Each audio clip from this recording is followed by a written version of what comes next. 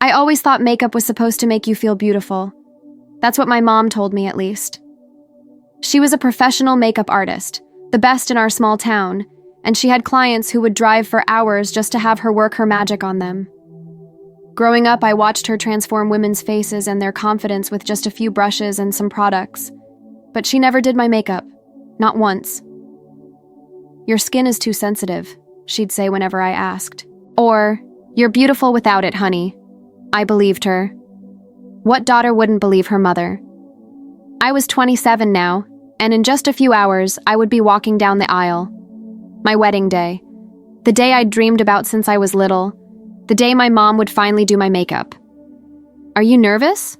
my mom asked as I sat in front of her vanity. She'd converted her guest bedroom into a professional makeup studio years ago.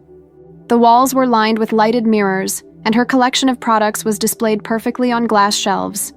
This was her sanctuary, her place of pride. "A little," I admitted, "but mostly excited." Mom smiled and tucked a strand of hair behind my ear. "You're going to be the most beautiful bride, Emma." She started laying out her products with the precision of a surgeon. Foundation, concealer, brushes of all shapes and sizes. "I've been waiting for this day," I said. "Your wedding day. Me too, honey." "No, I mean the day you'd finally do my makeup." I caught her eye in the mirror. For a split second, something flashed across her face. Panic? Guilt? But it was gone so quickly I thought I might have imagined it. "Well, it's a special occasion," she said, her voice a little too bright. "Now close your eyes and let me work my magic." I did as I was told, feeling the gentle press of her brushes against my skin. It felt intimate, this ritual between mother and daughter that we'd never shared before. As she worked, she hummed softly, the same lullaby she used to sing to me when I was little.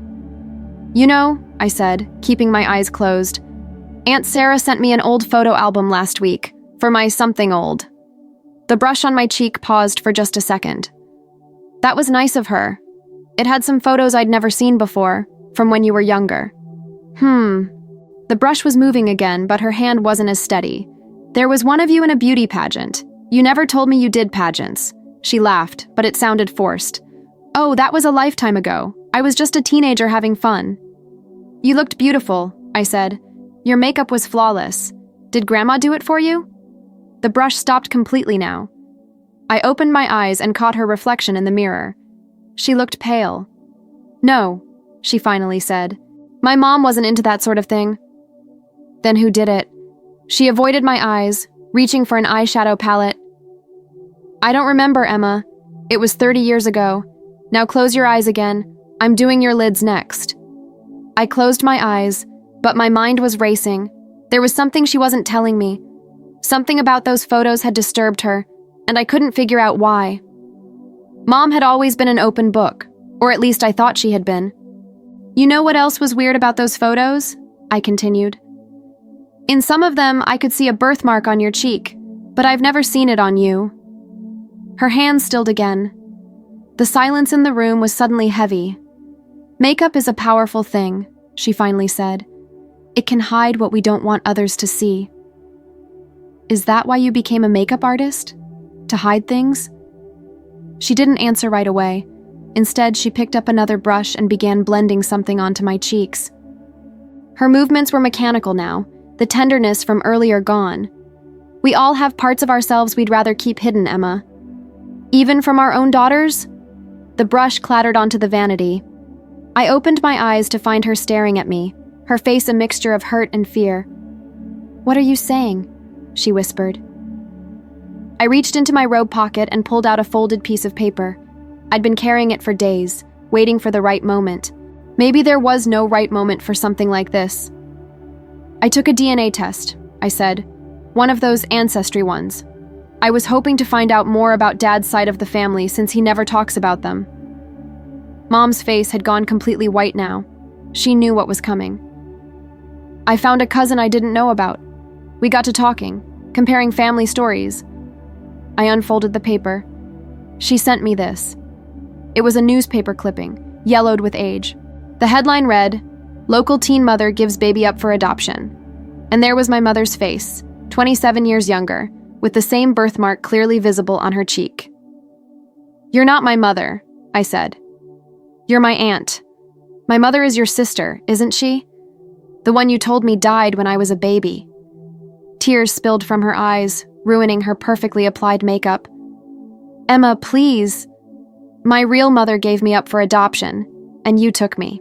Did you ever plan on telling me the truth?" She reached for my hand, but I pulled away. "I am your mother," she insisted. "In every way that matters. Except you've been lying to me my entire life." My voice cracked. "Why? Why would you keep this from me?" She collapsed onto the vanity stool, her shoulders shaking. "We thought it was for the best. Your biological mother, my sister, she was just 16 when she got pregnant. Our parents were furious. They sent her away to have the baby in secret. And that baby was me." She nodded. "She wasn't ready to be a mother. She was still a child herself. I was 22, married to your father. We couldn't have children of our own. It seemed like the perfect solution. My sister could finish school, go to college, live her life, and we would raise you as our own. So you just erased her? Told me she was dead?" "That part came later," she admitted, tears still streaming down her face. "When you were about 5, you started asking questions about where babies come from. We panicked.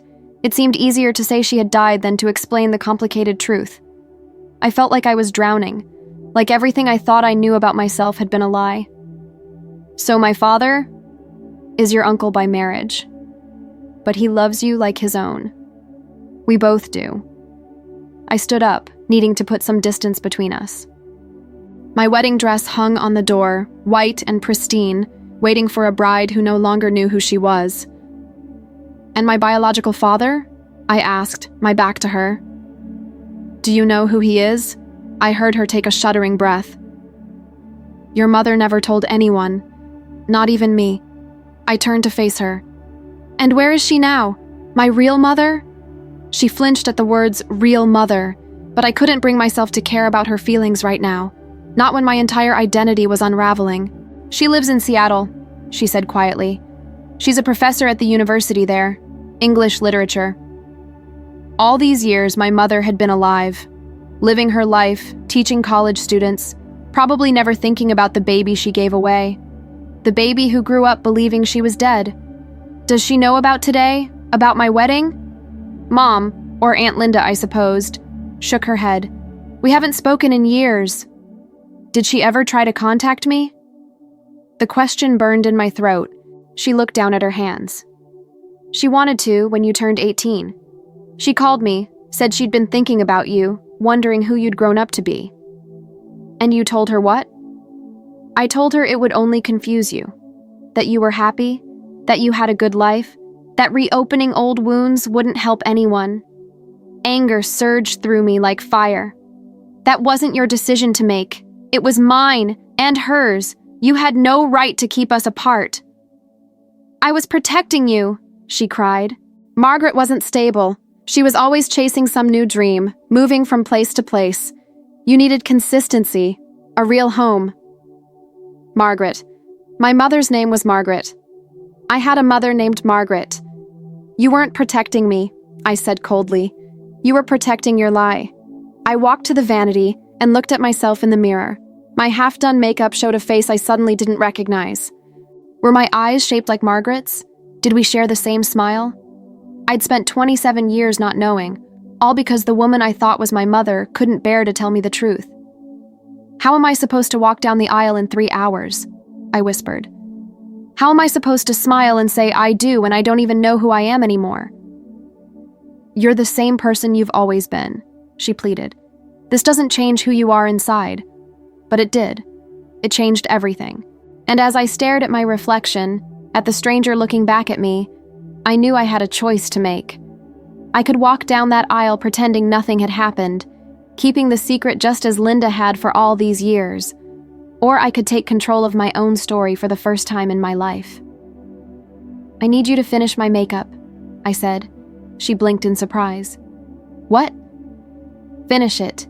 Make me beautiful, just like you always do for your clients." Confusion crossed her face, but she nodded and picked up her brush with a trembling hand. "Emma, I'm so sorry. I never meant to hurt you." "I know," I said.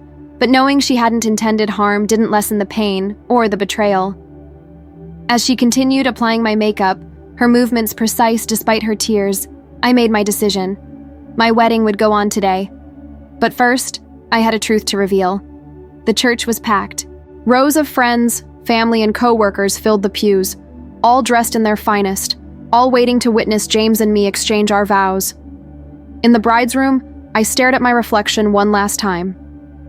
My mother, Linda, had finished my makeup flawlessly. No one would ever guess the tears that had been shed in her studio earlier. "You look beautiful," my bridesmaid Cassie said, adjusting my veil. "Are you ready?" Was I ready? To walk down the aisle toward James, who knew nothing of what I'd discovered? To pass by rows of people who had no idea that the family they thought they knew was built on a lie? "I need a moment," I said. "Can you ask everyone to wait? Just 5 minutes." Cassie gave me a curious look but nodded. "Of course. Take all the time you need." When she left, I pulled out my phone and did something I should have done as soon as I found out the truth. I searched for Margaret Wilson, professor, University of Washington. Within seconds, I found her faculty page, and there she was, my mother. She had my eyes, my smile. She wore her hair shorter than mine, with strands of silver running through the brown, but there was no mistaking the resemblance. I stared at her face, at the woman who had carried me for 9 months only to give me away. Did she ever think of me? Wonder about me? Regret her decision? There was a soft knock at the door. "Emma?" It was James. "Cassie said you needed a minute. Can I come in?" I hesitated. It was bad luck for the groom to see the bride before the wedding, but then again, my luck had already turned. "Come in," I called. The door opened slowly, and there he was, handsome in his black tux, his eyes full of concern. "Hey, what's going on? Are you okay?" I turned my phone toward him, showing him Margaret's picture. "This is my mother." His brow furrowed in confusion. "What? No, that's not my biological mother," I clarified. "The woman I've called Mom my entire life is actually my aunt. I just found out today." James's mouth fell open. He crossed the room and took my hands in his. "Emma, are you serious? How? When did you—" "Right before you got here. She did my makeup and I confronted her about something I found out recently. I explained about the DNA test, the cousin, the newspaper clipping. With each word, his expression grew more shocked. "That's unbelievable," he finally said. "I'm so sorry, Emma. What do you want to do? Do you want to postpone the wedding?" I shook my head. "No, I want to marry you today, James. But first, I need to do something, and I need to know if you'll support me." "Anything," he promised. "Whatever you need." I took a deep breath. "I want to tell everyone the truth, before the ceremony. I can't start our marriage with a lie this big hanging over us." He squeezed my hands. "If that's what you need to do, I'm with you.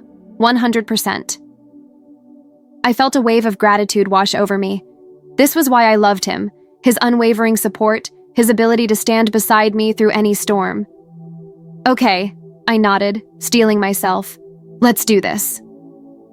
We walked hand in hand to the main church, where everyone was seated, waiting for the ceremony to begin. The music stopped abruptly when we appeared at the back of the aisle together, not following the traditional procession. Murmurs of confusion rippled through the crowd. My father, Uncle, stood from his seat in the front row, his face a mask of concern. Linda sat beside him, her eyes red-rimmed and fearful. She knew what was coming.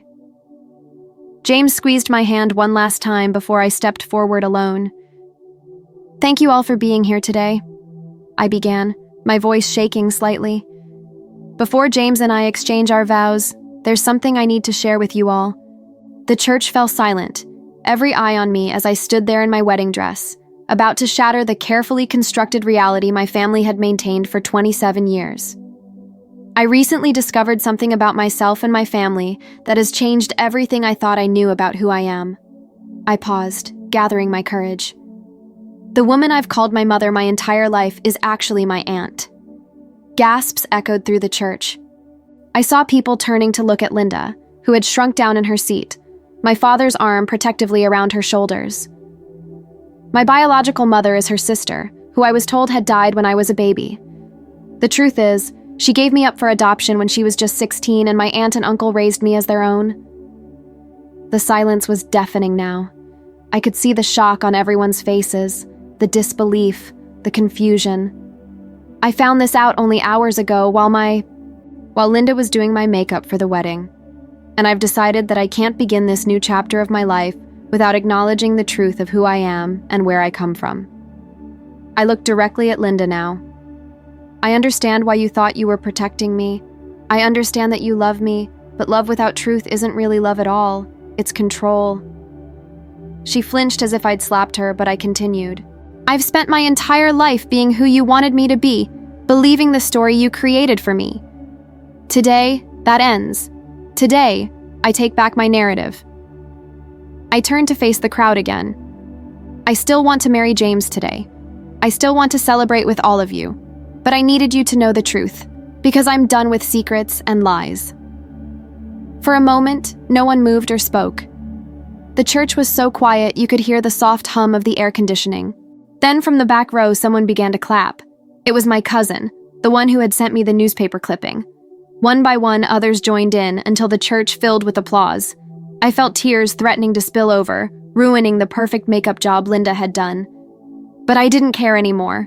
For the first time in my life, I felt authentic, standing in my truth no matter how messy or uncomfortable it was.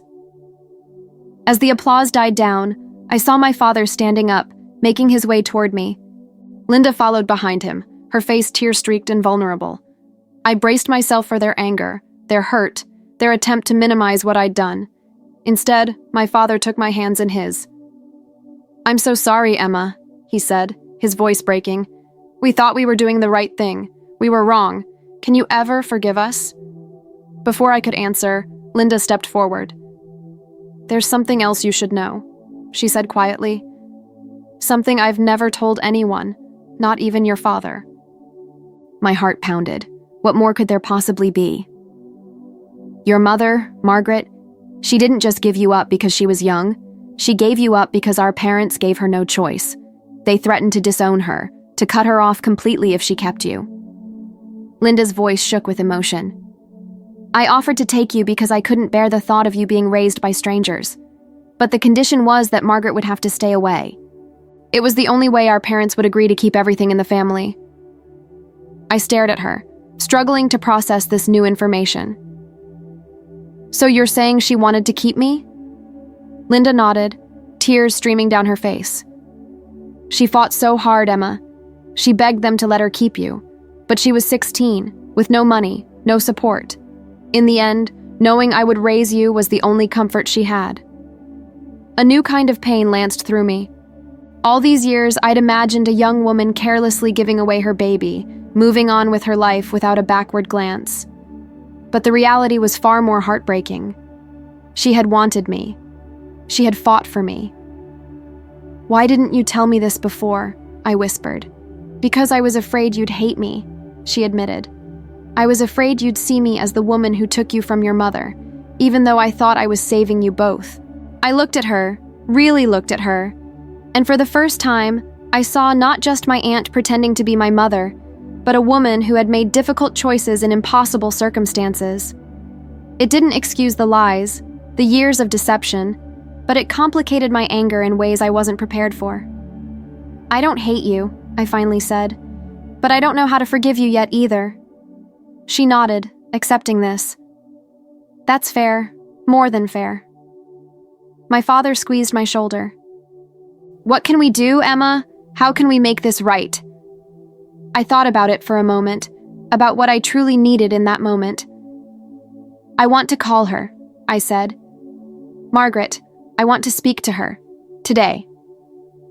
Linda's eyes widened in surprise, but she pulled her phone from her purse without hesitation. "I have her number," she said. "I've always kept it, just in case." She handed me the phone, Margaret's contact already pulled up on the screen. I stared at it, suddenly terrified. What would I say to this woman who was both a stranger and the person closest to me in the world? James appeared at my side, his steady presence a comfort.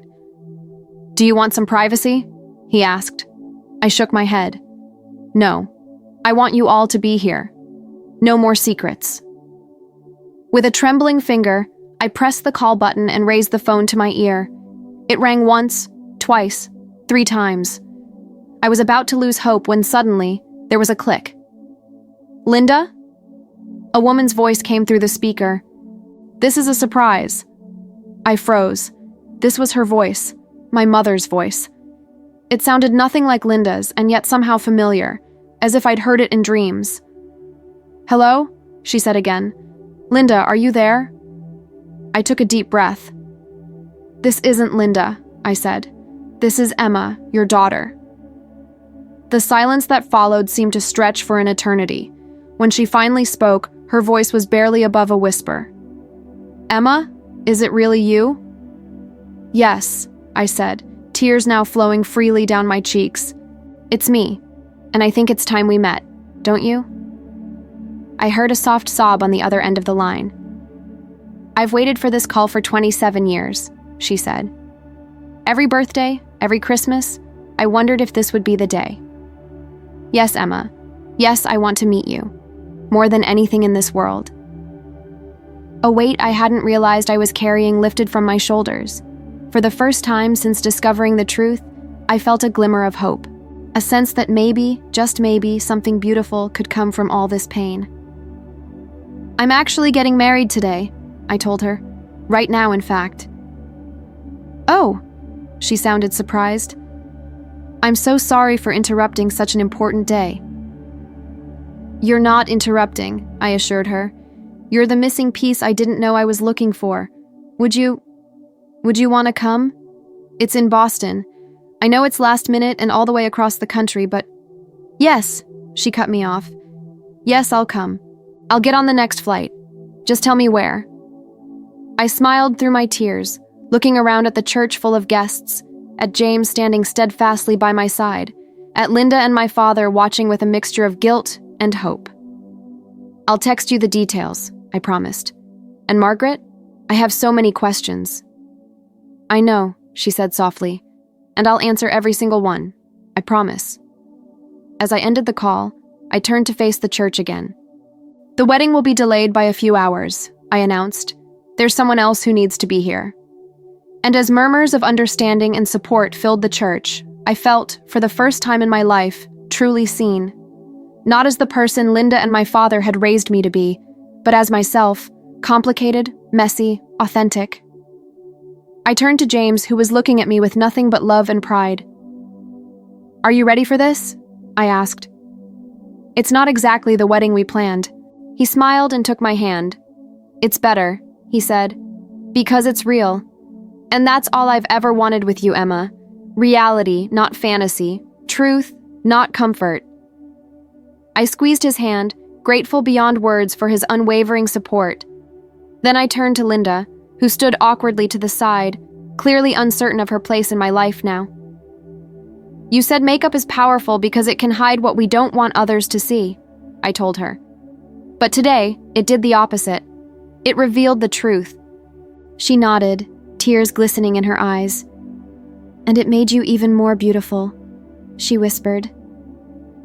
As I walked back down the aisle, not as a bride heading toward her groom, but as a woman claiming her own story, I knew that whatever happened next, whether Margaret and I formed a relationship, whether I could ever fully forgive Linda and my father, I had already claimed the greatest victory. I had chosen truth over comfortable lies. I had chosen to be fully, completely myself. And on my wedding day, that was the most precious gift I could have received. The church reception hall had been quickly transformed into a waiting area. Guests mingled awkwardly, sipping champagne that had been meant for the toast, picking at appetizers from the caterers who'd scrambled to adjust their timeline. I sat in a quiet corner with James, my wedding dress spread around me like a cloud, watching the entrance every time the door opened. What if she doesn't come? I whispered to James. It had been 3 hours since our phone call. 3 hours of checking flight trackers, of sending increasingly anxious texts, of wondering if I'd made a terrible mistake by delaying our entire wedding for a woman who was, essentially, a stranger. She'll come, James said with a certainty I couldn't share. She said she'd get on the next flight. Boston to Seattle isn't a short trip. I knew he was right. but doubt still gnawed at me. What if she'd changed her mind? What if this was too much for her? What if... The door opened again, and this time, Linda stepped through, followed by a woman I'd only seen in photos. My heart stopped. Margaret Wilson was smaller than I'd imagined, dressed in a hastily purchased navy blue dress that still had creases from the store. Her hair was pulled back in a simple ponytail, her face flushed from rushing. But her eyes, my eyes, scanned the room frantically until they found mine. For a moment, neither of us moved. The room seemed to fade away until it was just the two of us, mother and daughter, seeing each other for the first time in 27 years. Then she took a step forward, and another, and I found myself rising from my seat, drawn toward her like a magnet. We met in the middle of the room, oblivious to the hushed silence that had fallen over the guests, to the phones discreetly recording this moment, to everything except each other. "Emma," she breathed, her voice catching. "My God, you're beautiful." Up close, the resemblance was undeniable. We had the same high cheekbones, the same slightly crooked smile, even the same tiny mole just below our left eyebrow. Looking at her was like seeing my future self, and something inside me that had been broken began to heal. "You came?" was all I could manage to say. Wild horses couldn't have kept me away. Her eyes filled with tears. "May I? Would it be okay if I hugged you?" Instead of answering, I stepped forward and wrapped my arms around her. She smelled of airport soap and coffee, but underneath was something else, something vaguely familiar that stirred memories I didn't know I had. Had she held me just once before giving me away? Had my infant brain somehow recorded the scent of the woman who had carried me for 9 months? She was crying now, her tears dampening the shoulder of my wedding dress, but I didn't care.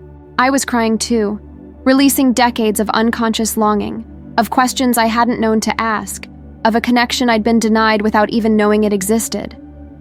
When we finally pulled apart, I noticed Linda standing a few feet away, watching us with a complicated expression. Grief, guilt, jealousy, relief, all battled for dominance on her face. "Thank you for bringing her," I said to Linda, and meant it. Whatever anger I still harbored toward her, this moment of grace, this reunion she had facilitated despite her own pain, deserved acknowledgement. She nodded, unable to speak, and turned away, seeking refuge in my father's arms across the room. "I can't believe I'm really here," Margaret said, holding me at arm's length to look at me properly. "And on your wedding day, of all days, I'm so sorry for the disruption." "Don't be," I assured her. This is exactly what I needed." I took her hand. "Come meet James." I led her to where James waited, his face open and welcoming. "James, this is Margaret, my mother." The word felt foreign on my tongue, and yet strangely right. "It's an honor to meet you," James said, extending his hand. But Margaret, caught up in emotion, pulled him into a hug instead. "Take care of her," she whispered, loud enough for me to hear. "She deserves all the happiness in the world." "I intend to," James promised.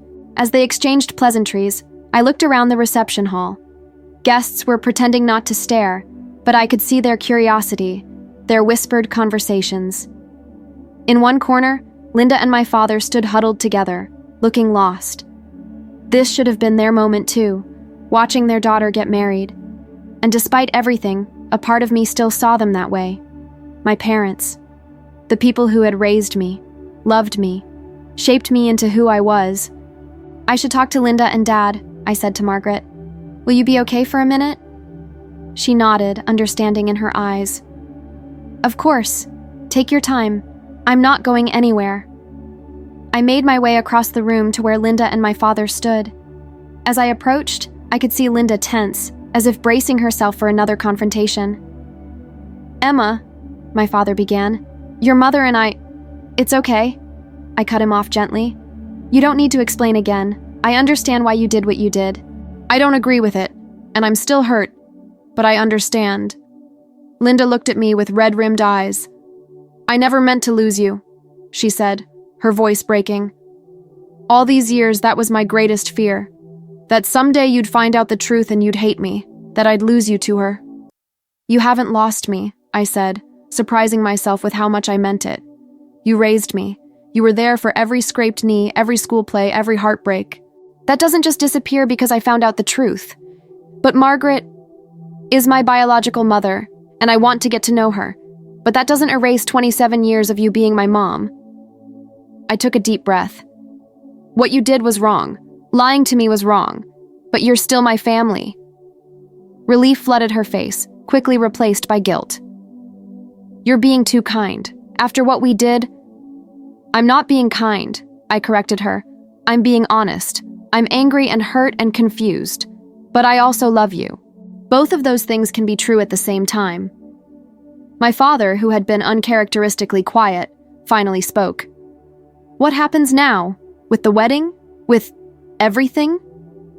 I looked over my shoulder at Margaret, who was now engaged in conversation with James, her hands animated as she spoke. Then I looked back at the two people who had raised me, who despite their massive deception had given me a good life, a stable home, opportunities Margaret might not have been able to provide at 16. Now I get married, I said simply, with all of my family present, and after that, we figure it out, one day at a time. Linda nodded, hope cautiously blooming in her eyes. And your makeup? Do you want me to fix it? After all the crying? I touched my cheek, feeling the streaks where tears had cut through the perfect application she'd done hours earlier. No, I decided. Let it stay as it is. Real, imperfect. She smiled sadly. You always were wiser than me. I turned to rejoin James and Margaret, but stopped and looked back. Dad, would you still walk me down the aisle? His face crumpled with emotion.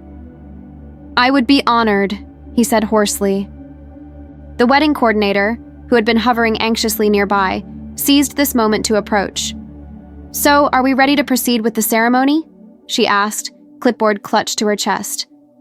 I looked around the room, at James, my soon-to-be husband, at Margaret, the mother I'd just found, at Linda and my father, the parents who'd raised me, at our gathered friends and family who had witnessed this extraordinary turn of events with nothing but support. Yes, I said. I think we are.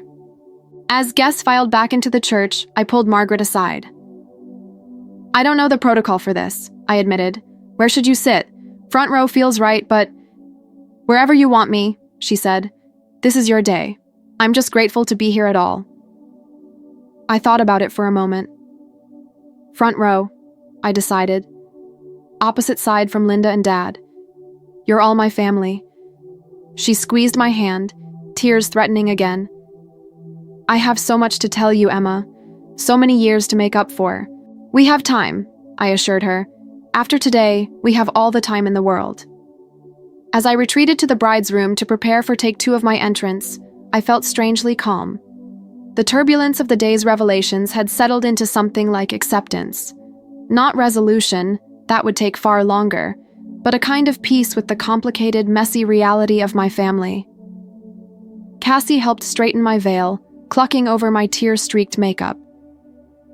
Are you sure you don't want to fix this? She asked. The photos will be perfect, I finished for her, because they'll be real. The music began, signaling it was time. My father appeared at the door looking nervous but determined. Ready? He asked, offering his arm. I took it, feeling the familiar strength that had supported me through my whole life. Ready. Walking down the aisle the second time that day was entirely different from my aborted first attempt. This time I wasn't carrying a secret, wasn't planning a confrontation. I was simply a bride, walking toward the man I loved, surrounded by the people who mattered to me, all of them in their complicated, flawed humanity. James waited at the altar, his face glowing with love and pride. In the front row to my left sat Linda, her makeup perfect as always, a brave smile on her face despite the pain I knew she must be feeling. And to my right sat Margaret, the mother I'd never known, watching me with 27 years of longing in her eyes. As I reached the altar and my father placed my hand in James's, I felt a sense of rightness wash over me. This was how it was meant to be. Not perfect, not without pain, but true. The ceremony passed in a blur of emotion. We exchanged vows, promising to love each other through whatever life brought our way. When the minister pronounced us husband and wife, the church erupted in applause that seemed to contain extra enthusiasm, as if everyone was celebrating not just our marriage, but the extraordinary journey that had led us to this moment. At the reception, as James and I moved from table to table greeting our guests, I found myself constantly aware of where both Linda and Margaret were in the room. They were cordial to each other, even managing a brief conversation at one point, but mostly they kept their distance, each processing in their own way the seismic shift that had occurred. "Time for the mother-daughter dance," the DJ announced, and a hush fell over the room. It was a tradition I'd been looking forward to. Linda and I had practiced our steps for weeks. I looked from Linda to Margaret, both watching me with uncertainty. In that moment, I made a decision. "Both of you," I said, holding out my hands. "Please." Linda hesitated, but Margaret stepped forward immediately. After a moment, Linda joined us, and the three of us moved onto the dance floor as the opening notes of "Wind Beneath My Wings" began to play. It was awkward at first, the three of us trying to find a rhythm together. But as the music continued, something shifted.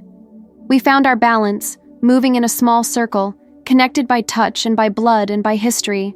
"I never thought I'd see this day," Margaret whispered, her voice thick with emotion. "Neither did I," Linda admitted. "But I'm glad I lived to see it." I looked between them, the two women who had shaped my existence in profoundly different ways, and felt a surge of love so complex, it defied categorization. This was my family. Imperfect, wounded, healing. Later, as James and I prepared to leave for our honeymoon, I found a quiet moment with Margaret. "Will you still be here when we get back?" I asked. "I want to hear everything, about your life, about what happened." She took my hands in hers. "I've booked a hotel for 2 weeks," she said. "And after that, well, there are flights between Boston and Seattle every day. This isn't an ending, Emma. It's a beginning." I hugged her, still marveling at how natural it felt. "I have so many questions. And I'll answer everyone," she promised. "But for now, go. Be with your husband. Start your new life. I've waited 27 years. I can wait a little longer." As I turned to go, I spotted Linda watching us from across the room. On impulse, I went to her and pulled her into a hug. "Thank you," I whispered, "for raising me, for loving me, for bringing her here today." She clung to me, her body shaking with silent sobs. "I'm so sorry, Emma, for everything." "I know," I said, "and someday I'll be able to fully forgive you. But for now, just know that I love you. That hasn't changed." She pulled back, cupping my face in her hands the way she had done countless times throughout my life. "You are the best thing that ever happened to me," she said fiercely. "Never doubt that." As James and I ran through a shower of rice toward our waiting car, I felt as if I were leaving behind not just the wedding, but my old self, the person who had lived in ignorance of her own story. Ahead lay not just a marriage, but a whole new understanding of who I was and where I came from. In the car, James took my hand. "Quite a wedding day," he said with a smile. "Not exactly what we planned." I laughed, feeling lighter than I had in weeks. "No, not exactly." "Any regrets?" he asked, suddenly serious.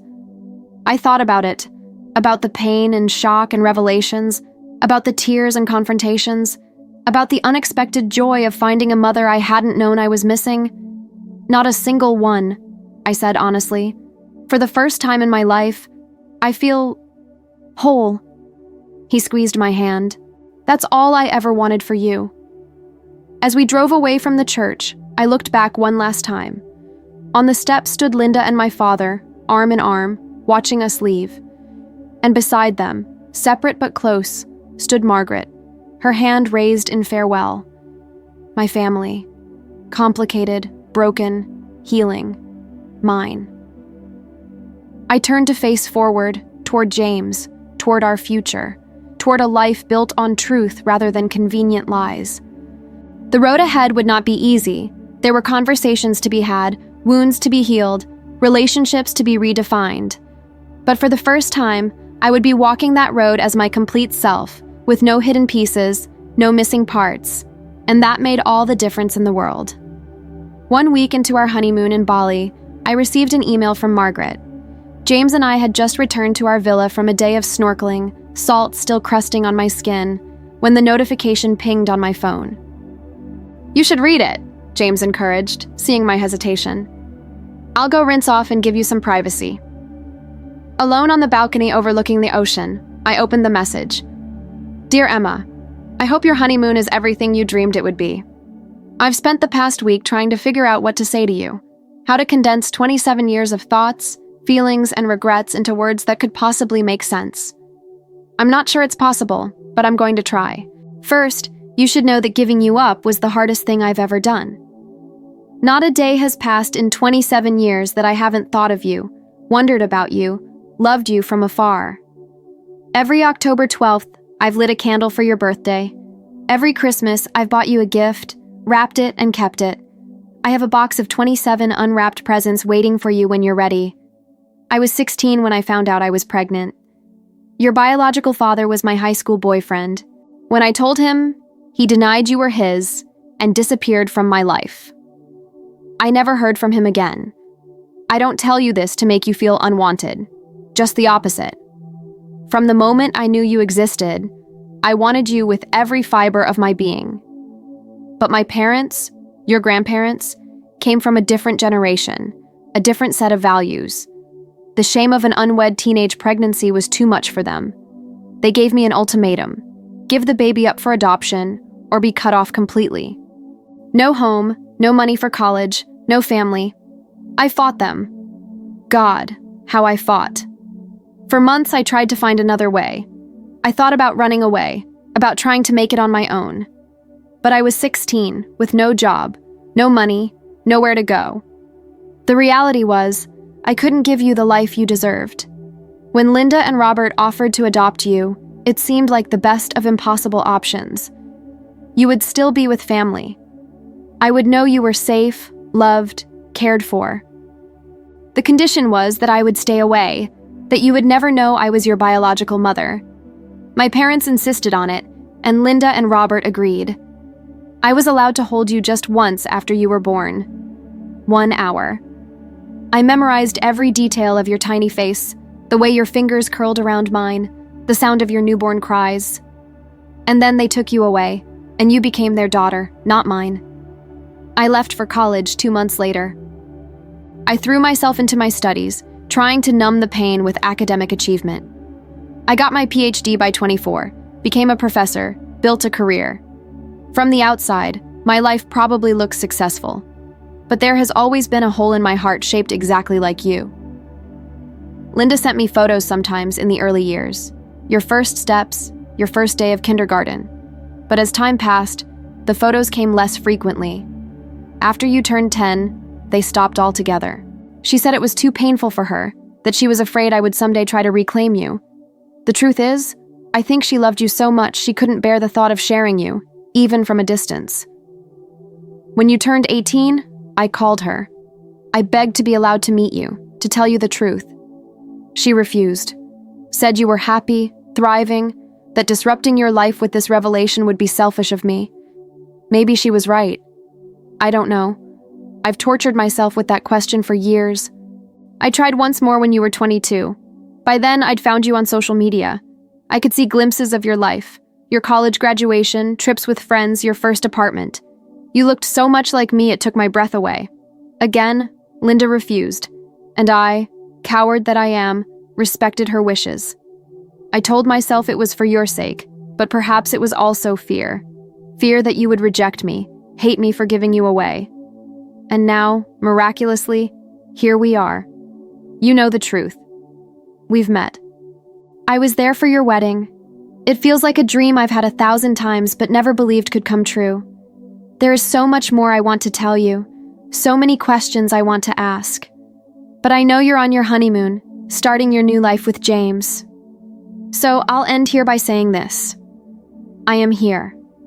Whenever you're ready, however much or little you want me in your life, I am here. No expectations, no demands. Just profound gratitude for the chance to know you at all. With all my love, Margaret P.S. I'll be in Boston when you return, as promised. Take all the time you need. By the time I finished reading, tears were streaming down my face. I could feel the anguish in her words, the decades of longing, the carefully contained hope. It was overwhelming to be the object of such profound love from someone I barely knew, and yet somehow had always known. James found me still on the balcony, the phone clutched to my chest. Without a word, he sat beside me and pulled me close, letting me cry into his shoulder.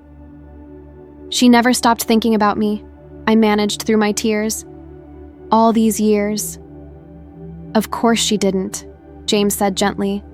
How could she? You're her daughter. Daughter. The word hit differently now, layered with new meaning. I was Linda's daughter through years of love, care, and shared history.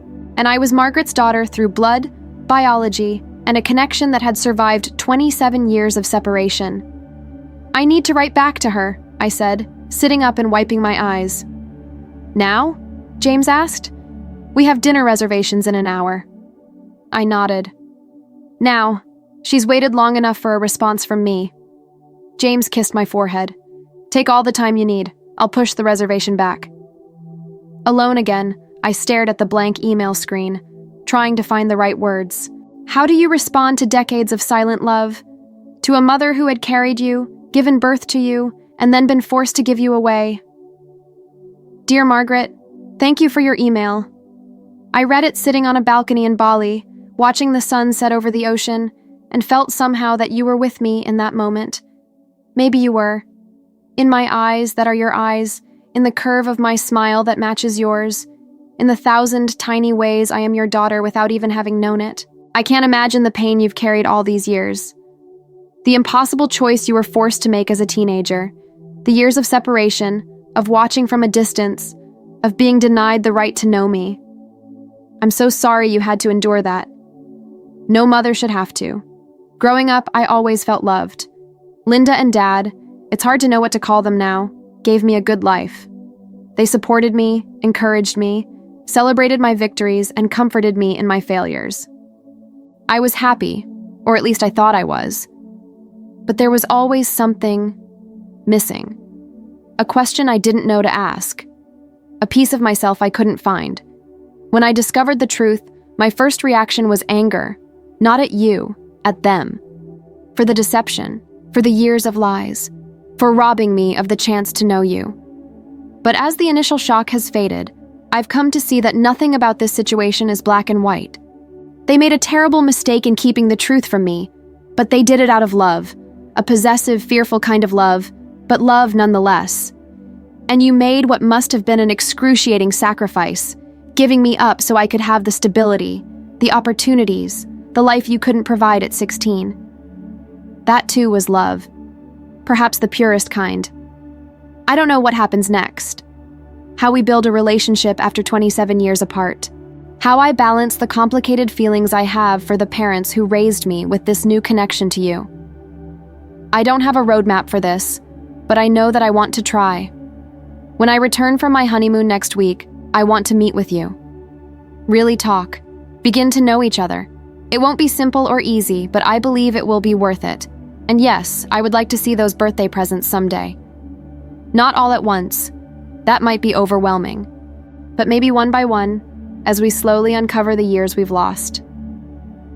Until then, please know that meeting you, discovering your existence, has filled a hole in my heart I didn't know was there. For the first time in my life, I feel complete. Whatever happens next, I'll always be grateful for that. With love, your daughter, Emma. I hit send before I could second-guess myself, before I could worry about saying the wrong thing. This wasn't about perfect words. It was about reaching across the years of silence between us and saying simply, I'm here now. I see you. Let's begin.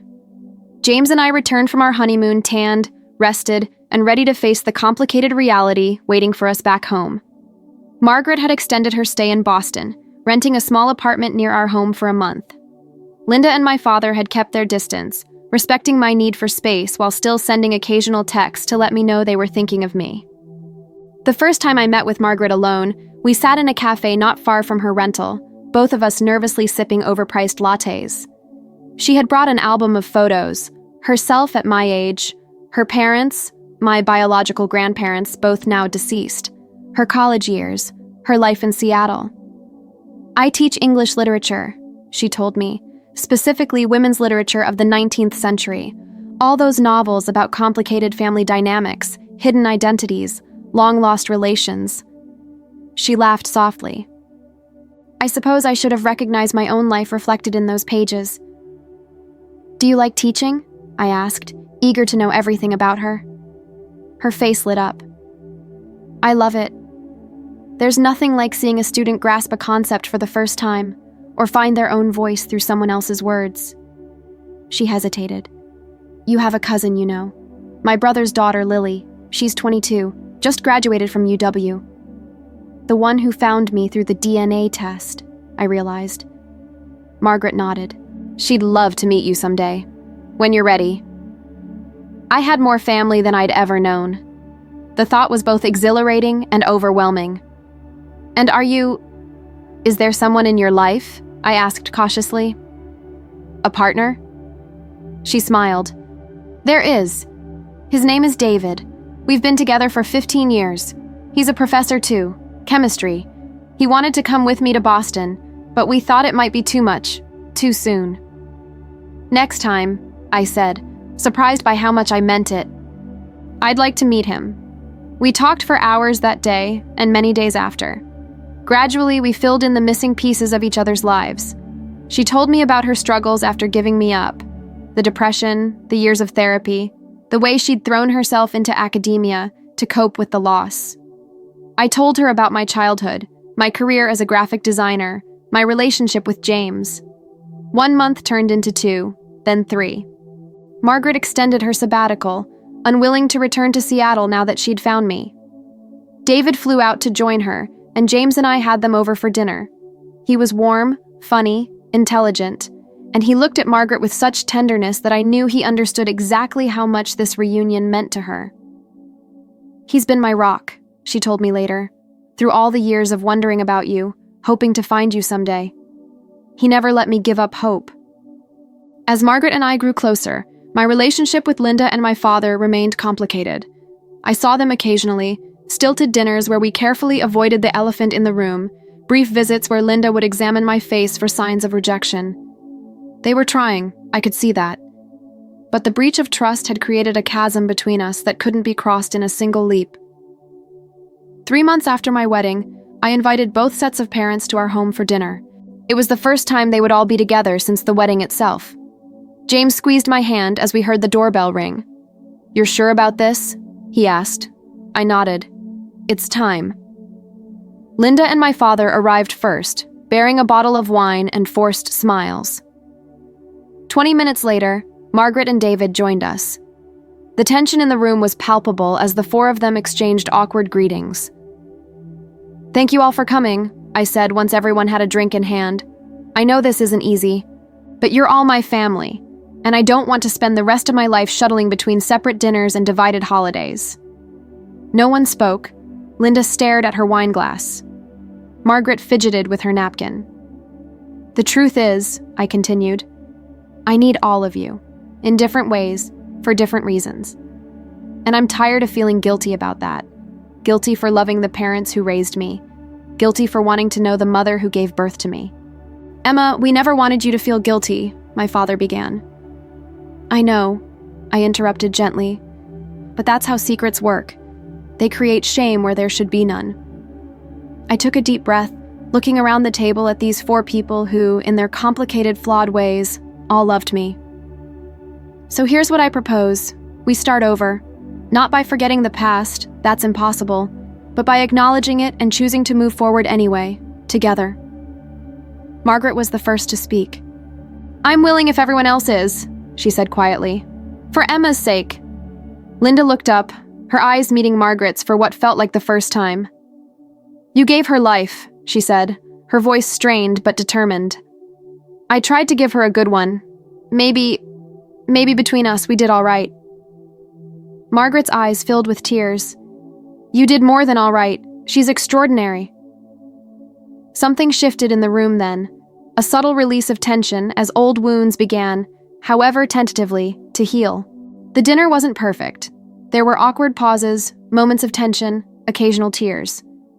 But by the end of the night, as I stood at the door saying goodbye to both sets of parents, I felt a glimmer of hope that this impossible situation might, with time and grace, transform into something beautiful. One day at a time, James said later, as we lay in bed discussing the evening. One day at a time, I agreed. A year after my wedding day, a year of therapy, of difficult conversations, of slowly building bridges between the fractured pieces of my family, I sat in front of a mirror in my home, preparing for my first anniversary celebration with James. As I applied my makeup, I thought about that day in Linda's studio, when she had done my wedding makeup, and I had confronted her with the truth. My phone buzzed with a text from Margaret. Can't wait to see you tonight. David is actually wearing a tie. We were all meeting for dinner. James and me, Linda and my father, Margaret and David. Not because it was a special occasion, though it was, but because it had become our new normal. A family dinner, all of us together, once a month. It hadn't been easy getting here. There had been setbacks, a particularly difficult Thanksgiving, a tearful confrontation at Christmas. But there had also been moments of unexpected grace. Linda helping Margaret pick out a gift for me, my father and David discovering a shared passion for jazz, the six of us somehow finding our way toward a new kind of family. As I finished my makeup, done by my own hand now, no longer reliant on Linda's expertise, I studied my reflection. I could see Margaret in my eyes, Linda in the set of my jaw, learned, not inherited, my father in my smile. I was a product of all of them, nature and nurture, biology and environment, truth and lies, love in all its messy, complicated forms. The revelation on my wedding day hadn't been the end of something, as I'd feared in those first shocking moments. It had been a beginning, painful and disorienting, yes, but also liberating. The makeup that had hidden so many truths had ultimately revealed the most important one, that I was strong enough to face the reality of who I was, where I came from, and what that meant for my future. James appeared in the doorway, handsome in a suit, his wedding ring catching the light. Ready to go? He asked. I took one last look in the mirror, at the woman who had discovered her truth, claimed her story, and found a way to forgive those who had kept it from her. A woman who had learned that family isn't just about blood or shared history, but about the choice to love each other through the hardest times. Yes, I said, rising to join my husband. I'm ready. And I was. Not just for dinner, but for whatever came next in this beautifully complicated life I was still learning to call my own.